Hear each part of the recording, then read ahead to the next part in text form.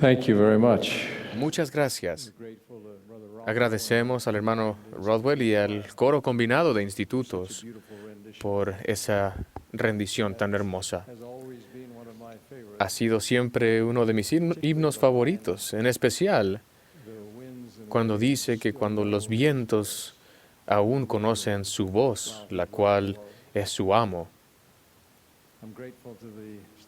Agradezco a los presidentes de Estaca y a sus esposas y otros líderes que nos acompañan hoy, a otros oficiales del sistema de educación de la Iglesia y a todos quienes nos acompañan esta noche y demuestran y hacen obvio su apoyo y amor al estar aquí y su interés en ustedes y su bienestar. Cuando Jesús y sus apóstoles estaban en Cesarea de Filipo, Él les hizo esta pregunta: ¿quién decís que soy yo? Pedro, con elocuencia reverente y poder, le dijo: tú eres el Cristo, el Hijo del Dios viviente. Me emociona leer esas palabras, me emociona pronunciarlas. No obstante, poco después de aquel momento sagrado, Jesús habló a los apóstoles sobre su inminente muerte y resurrección, y Pedro lo contradijo. Ello le valió a Pedro una reprimenda de que él no estaba a tono o no entendía lo que es de Dios, sino lo que es de los hombres.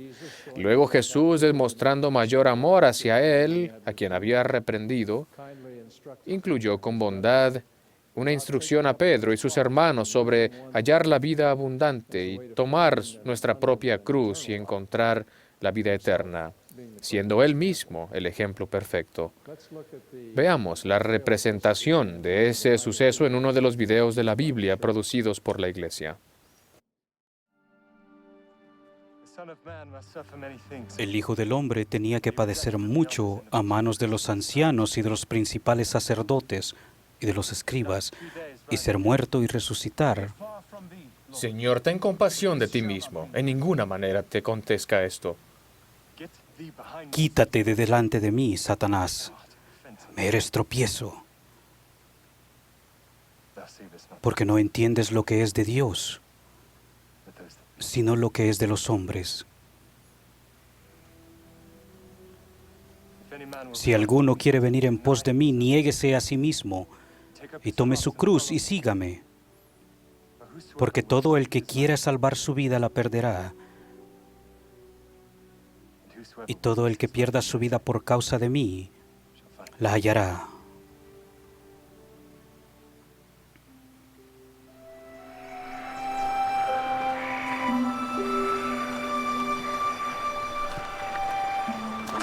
Porque ¿qué aprovechará al hombre si ganara todo el mundo y perdiere su alma? ¿O qué recompensa dará el hombre por su alma? Porque el Hijo del Hombre vendrá en la gloria de su Padre con sus ángeles, y entonces pagará a cada uno conforme a sus obras.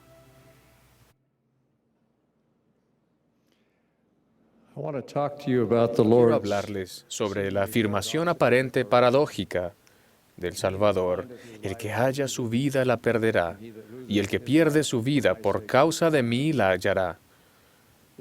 En ella se enseña una doctrina elocuente y trascendental que debemos entender y aplicar. Un profesor ofrece esta reflexión: así como los cielos son más altos que la tierra, la obra de Dios en tu vida es mayor que la historia que a ti te gustaría que narre tu vida. Su vida es mayor que tus planes, objetivos o temores. Para salvar la vida, tendrás que dejar de lado tu historia y minuto a minuto, día a día, regresarle tu vida a Él. Cuanto más pienso en ello, más me asombra con cuánta constancia entregó Jesús su vida al Padre, con cuánta perfección perdió su vida para hacer la voluntad del Padre, en la vida como en la muerte. Es precisamente lo opuesto a la actitud y el método de Satanás, tan extendidamente adoptados en el mundo egoísta en el que vivimos. En los concilios preterrenales, al ofrecerse para cumplir la función de Salvador en el plan del Padre, Jesús dijo: Padre, hágase tu voluntad y sea tuya la gloria para siempre.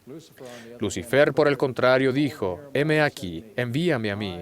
Seré tu hijo y redimiré a todo el género humano, de modo que no se perderá ni una sola alma, y de seguro lo haré. Dame, pues, tu honra.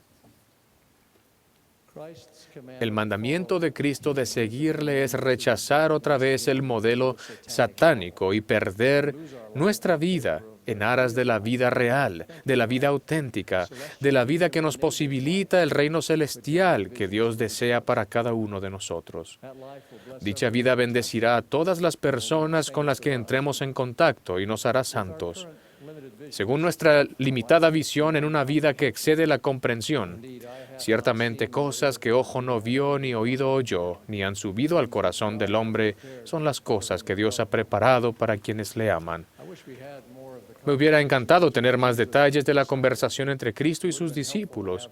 Nos hubiese ayudado a comprender mejor el significado de la práctica de perder la vida por su causa y encontrarla.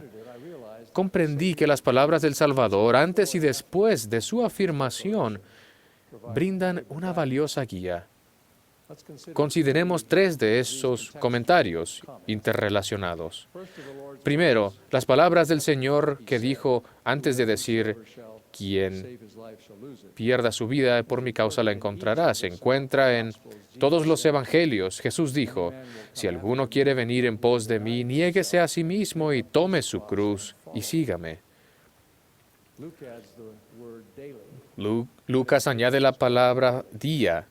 Tome su cruz cada día. En la traducción de José Smith de Mateo se amplía esa declaración con la definición del Señor de lo que significa tomar la cruz propia. Y ahora, para que el hombre tome su cruz, debe abstenerse de toda impiedad y de todo deseo mundano y guardar mis mandamientos.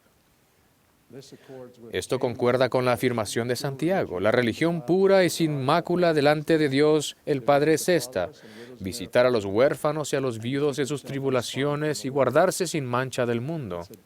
Se trata de una vida diaria de abstención de todo lo que sea impuro, guardando los 2 grandes mandamientos a la misma vez: amar a Dios y al prójimo, de los que dependen todos los demás mandamientos. Por consiguiente, uno de los elementos del perder la vida procurando la mejor vida que el Señor desea para nosotros consiste en tomar su cruz día a día. A cualquiera una segunda declaración sugiere que hallar la vida al perderla por su causa y el Evangelio supone la disposición de hacer nuestro discipulado que se manifieste en público. Porque el que se avergonzare de mí y de mis palabras en esta generación adúltera y pecadora, también el Hijo del Hombre se avergonzará de él cuando venga en la gloria de su Padre con los santos ángeles. En otra parte de Mateo hallamos una afirmación semejante. A cualquiera, pues, que me confiese delante de los hombres, yo también le confesaré delante de mi Padre que está en los cielos. Y a cualquiera que me niegue delante de los hombres, yo también le negaré delante de mi Padre que está en los cielos. Un significado obvio y más bien contemplativo de perder la vida, confesando a Cristo, es perderla literalmente, físicamente, al sostener y defender la creencia en Él. Nos hemos acostumbrado a considerar que ese requisito extremo corresponde a la historia al leer sobre mártires de épocas pasadas, entre ellos los apóstoles de antaño. Pero ahora vemos que lo que era algo histórico está llegando al presente. Hay informes de noticias de Irak y Siria que hablan de extremistas islámicos que expulsaron de sus casas o asesinaron a cientos de personas cristianas y otras minorías durante los últimos meses. Los terroristas exigen que esos cristianos se conviertan al islamismo o que abandonen sus poblados o mueran. Los cristianos no lo negarán. Muchos han huido y algunos han sido asesinados. Sin duda, esas almas estarán entre aquellas de quienes el Salvador no se avergonzará en confesar delante de su Padre en el futuro. No sabemos lo que el futuro podría depararnos, pero si alguno de nosotros debe afrontar la desgracia de perder la vida en la causa del Maestro, confío en que mostremos el mismo valor y lealtad. No obstante, la aplicación más común y a veces más difícil de la enseñanza del Salvador se relaciona con la manera en que vivimos día a día. Concierne las palabras que decimos, el ejemplo que damos. Nuestra vida debe confesar a Cristo y junto con nuestras palabras debe testificar de nuestra fe en Él y nuestra devoción a Él. Y ese testimonio se debe defender con resolución ante la burla, la discriminación o la difamación por parte de quienes se oponen a Él en esta generación adúltera y pecadora, como la llamó el Salvador. En una ocasión diferente, el Salvador dijo esta declaración en cuanto a nuestra lealtad. No penséis que he venido para traer paz a la tierra. No he venido para traer paz, sino espada.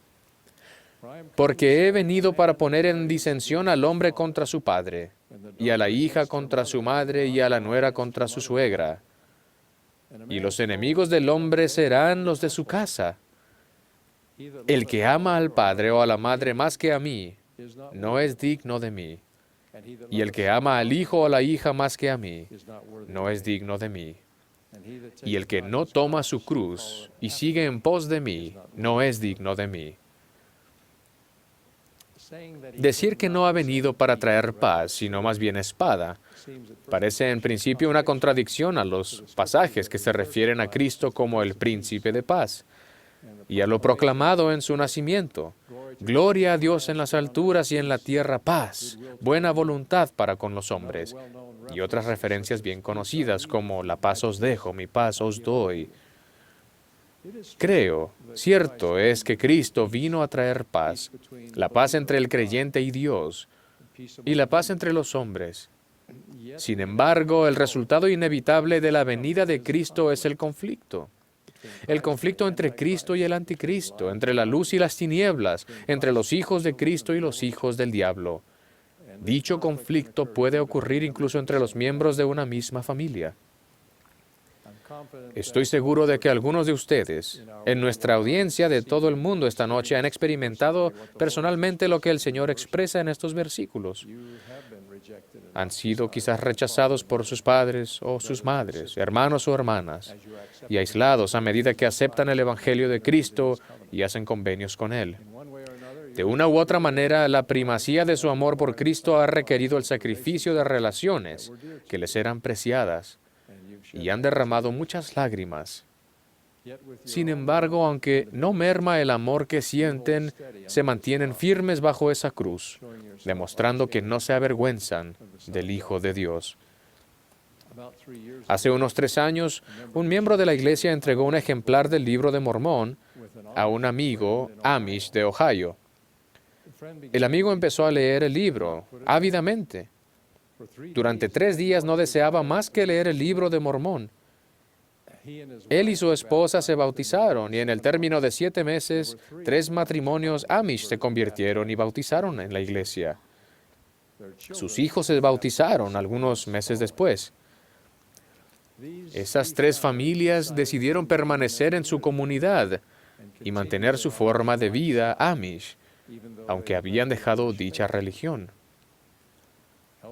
Sin embargo, como resultado de bautizarse, se vieron sujetos al aislamiento por parte de sus vecinos y amigos. El aislamiento implica que nadie de la comunidad Amish les hable, ni trabaje, ni comercie, ni se relacione con ellos de ninguna manera. Incluye no solo a los amigos, sino también a los miembros de la familia, hermanos, padres y abuelos. Al principio, aquellos santos Amish se sintieron muy solos y aislados, cuando incluso sus hijos se vieron sujetos al aislamiento y la expulsión de las escuelas por haberse bautizado y ser miembros de la Iglesia de Jesucristo de los Santos de los Últimos Días. Los hijos han soportado el aislamiento por parte de los abuelos, primos y vecinos cercanos. Tampoco algunos de los hijos más grandes de esas familias Amish que no han aceptado el Evangelio les hablan ni se relacionan con sus padres ni los aceptan como tales. Estas familias han batallado para recuperarse de los efectos sociales y económicos, pero están logrando éxito. Su fe se mantiene firme.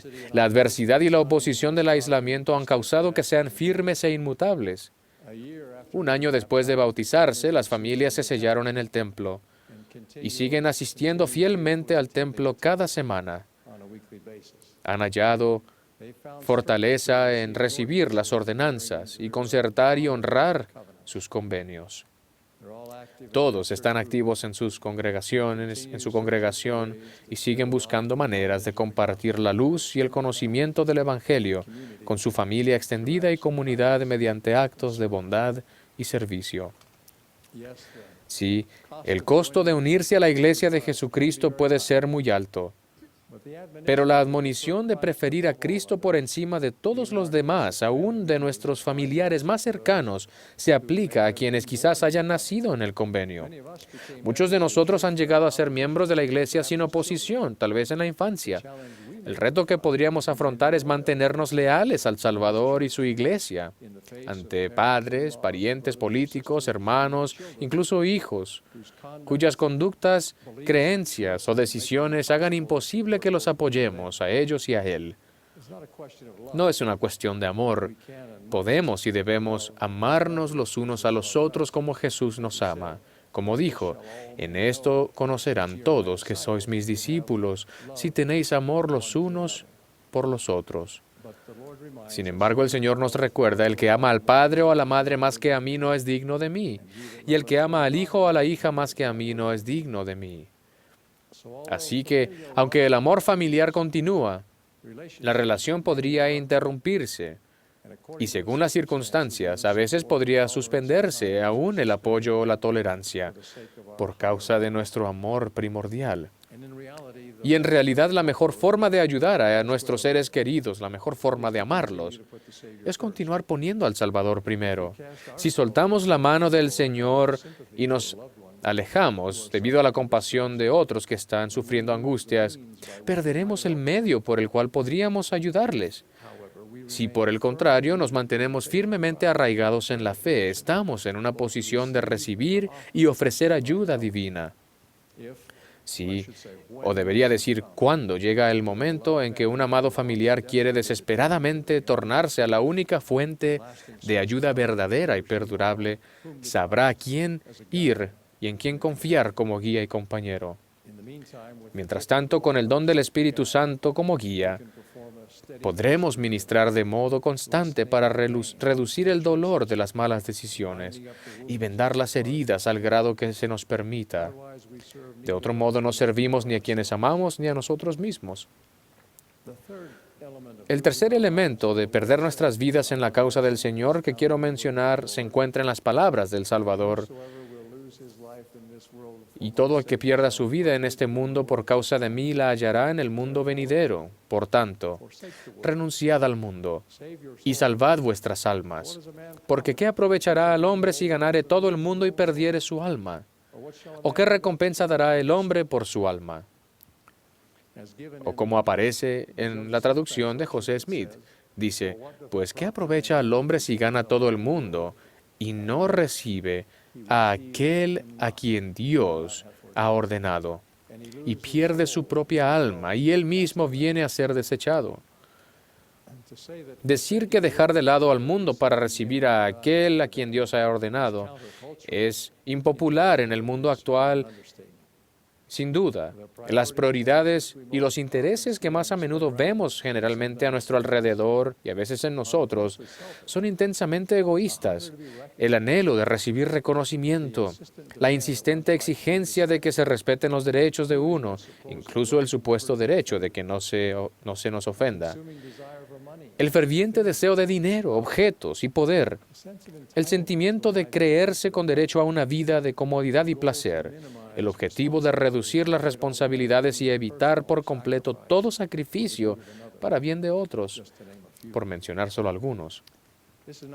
No quiere decir que no debamos procurar alcanzar el éxito ni sobresalir en empresas loables, incluso la formación y el trabajo honrado. Este año, Jed Rubenfeld y Amy Chua son marido y mujer y profesores de la Facultad de Derecho de Yale. Publicaron un libro titulado El Triple Package, cómo tres tipos de personas vencen a las culturas y grupos en América. Sus 6 de los tomos en los grupos en los Estados Unidos prosperan más que otros debido a 3 características. Chua y Rubenfeld mencionan a los mormones, los judíos, los orientales, los inmigrantes de África Occidental, descendientes de aborígenes y a los cubanos como grupos del actual Estados Unidos que poseen estas características.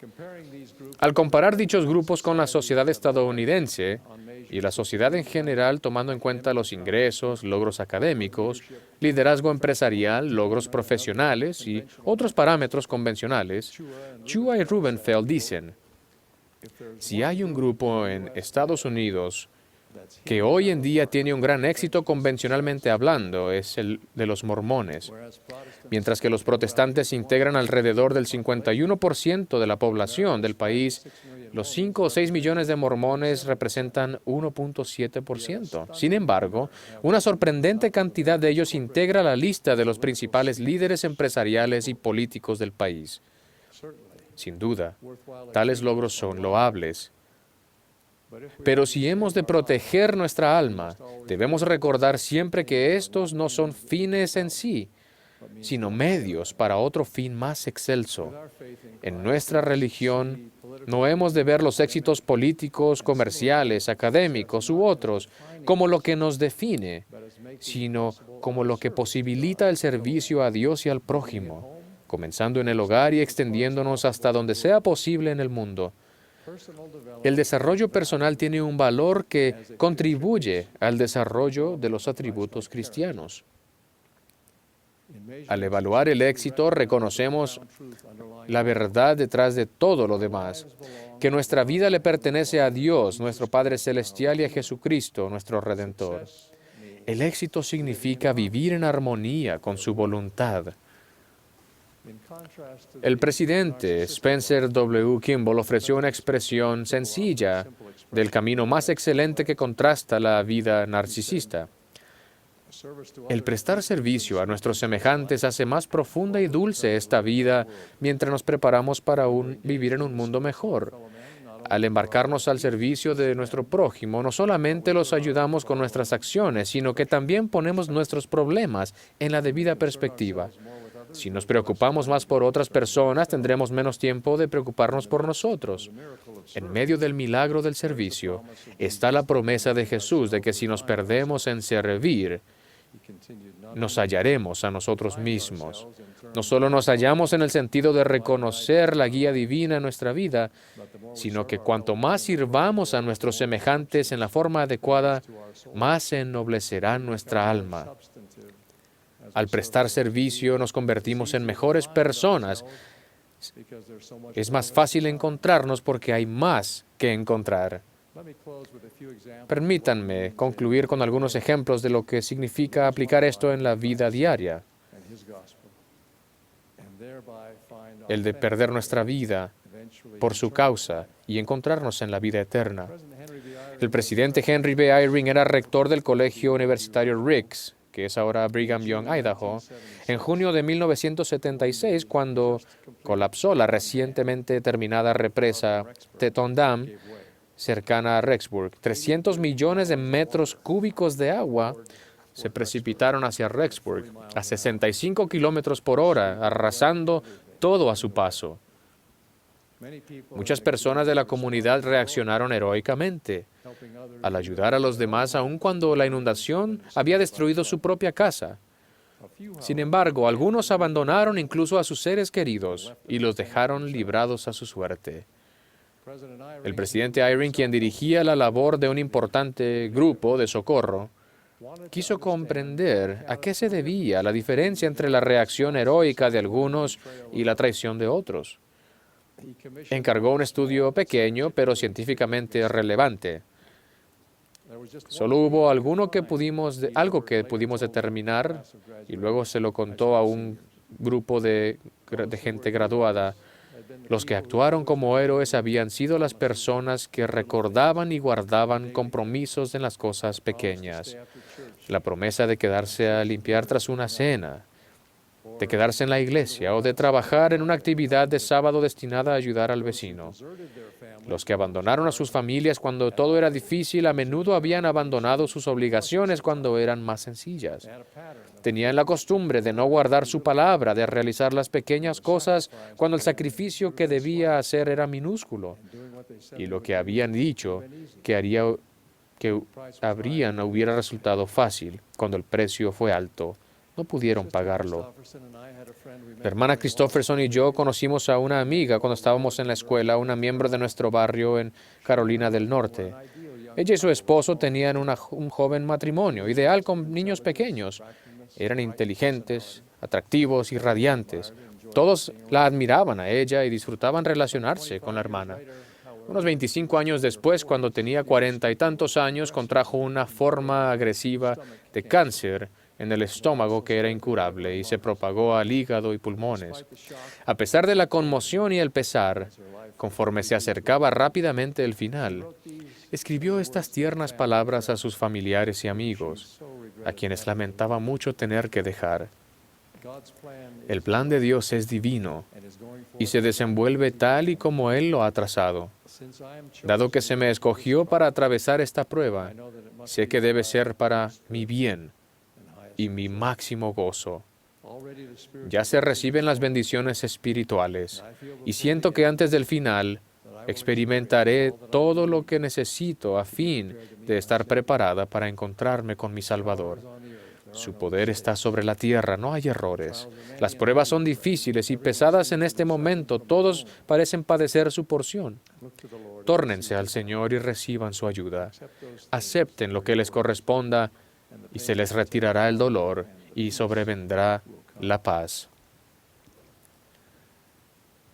Cierta joven adulta decidió servir en una misión de tiempo completo. Tras haber cursado estudios universitarios y de posgrado, y después de haber participado en prestigiosos programas de estudio y de pasantías tanto en el país como en el extranjero, había cultivado la capacidad de conectarse con las personas y ponerse en los zapatos de gente de casi todos los credos, ideas, políticas y nacionalidades.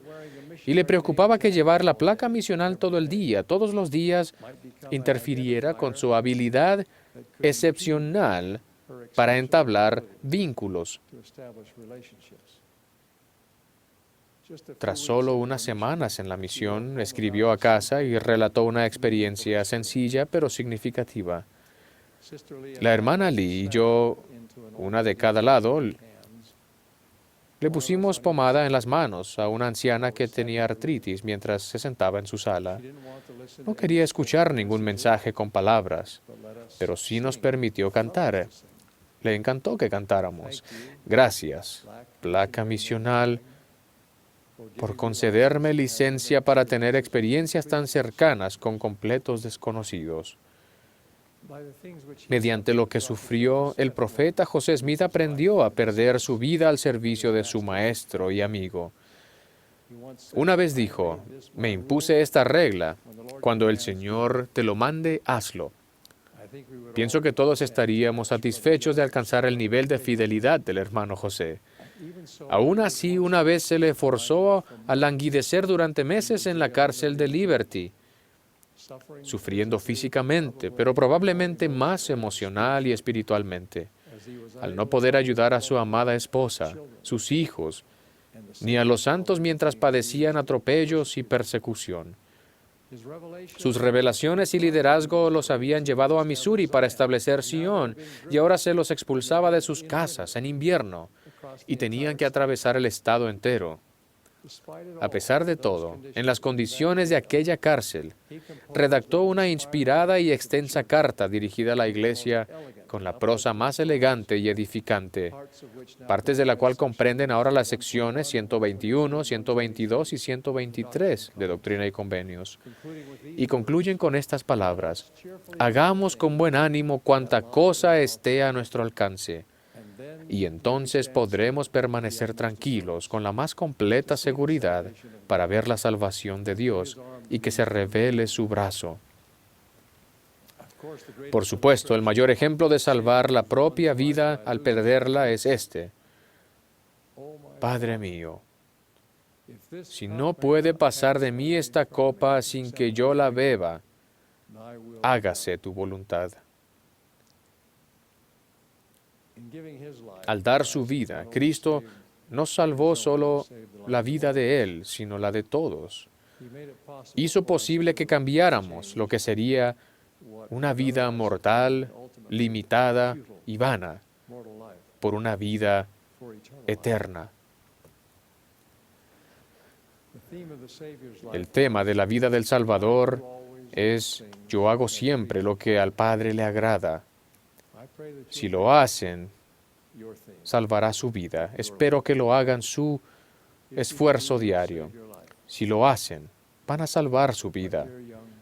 Mis queridos jóvenes amigos, conténtense con poner su voluntad en primer lugar. Piérdanse a sí mismos en su voluntad. Aprendan a querer lo que Él quiere. Confiésenlo y reconózcanlo en todos los aspectos de la vida.